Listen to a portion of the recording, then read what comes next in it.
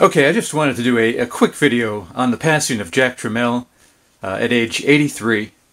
And so I got out a couple of great computers here that bear the mark of his leadership, really. Of course, no one person is responsible for the design of a computer, but without him, who knows if we would have had these machines. Got the great Commodore 64, Atari ST, this is my 1040 STE. They're fantastic machines. And of course the Commodore would make the bigger impact across the computer industry, but I was an Atari kid. Our family had an 800 XL, so to me the ST this is just an incredible machine. This is what I wanted really badly back in the 80s, and I would eventually get this in the late 90s, but nonetheless, when this came out, you know, this was at a time I didn't know what was happening with Atari, and the ST came on the scene and blew me away. You know, graphics like this. This is the July 1986 issue of Antic. They had an art contest, and I don't know, it might not look like so much today, but these are fantastic designs. And the graphics, I was like, this is incredible. I gotta have an ST. I love the high-res monochrome one, that's awesome. But, you know, the graphics and all the capabilities of this machine were just incredible. And Atari really made a lot of inroads in certain niche markets like desktop publishing and music. They really provided a low-cost alternative to the Macintosh with really arguably a better machine. And they really promoted that. Here's an ad. What is this? October 88, Atari Explorer.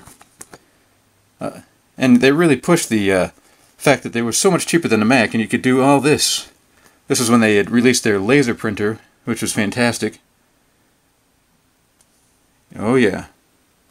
Power without the price, that was their big slogan back then. And it was true.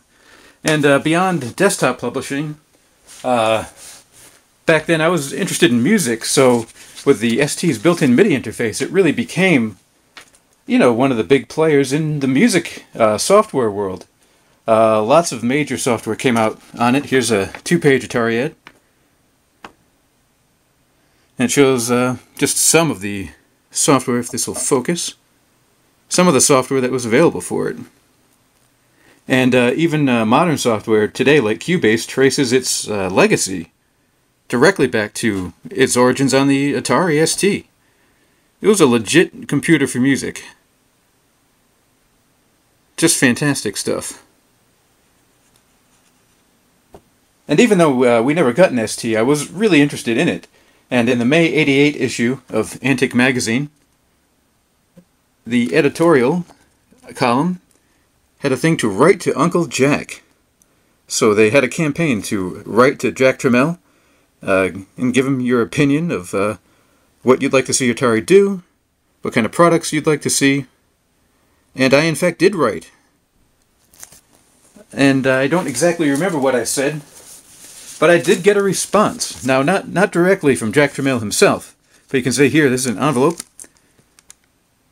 Atari logo. What is it? September 6, 1988, postmark. And I did get a response. If this will focus in. From Diana Goralczyk, the manager of customer relations. And I did get a reply from John Townsend, who answered all my ridiculous questions about blitter chips and CPU upgrades and all that stuff for the Atari ST, and just fantastic. You know, I never thought I would get a response, and the fact that I did was great. This was obviously well before email, or before a widespread email, of course, and but anyway, now I'm just rambling. I just wanted to make a video to say a little bit about Jack Tramiel. I am not a good source for historical information about him, or opinions on his successes or mistakes he may have made. But all I know is, to me, when he and his family took over Atari and came out with the ST, that was just an exciting, exciting time. He brought back Atari to, in my mind, brought him back to being relevant. And for a few years there, man, it was looking pretty great for Atari. At least in certain niche markets. with the music and stuff. And anyway, we owe a lot to him. I mean, beyond all the other accomplishments of his life, if you just take the ST and the Commodore 64, even if these were the only two, that is more than most people.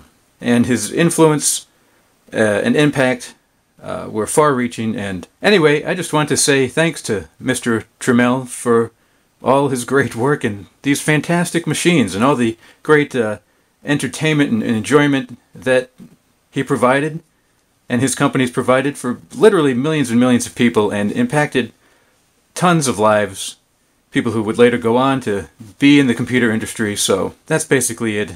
Jack Tramiel passed away at age 83. Rest in peace.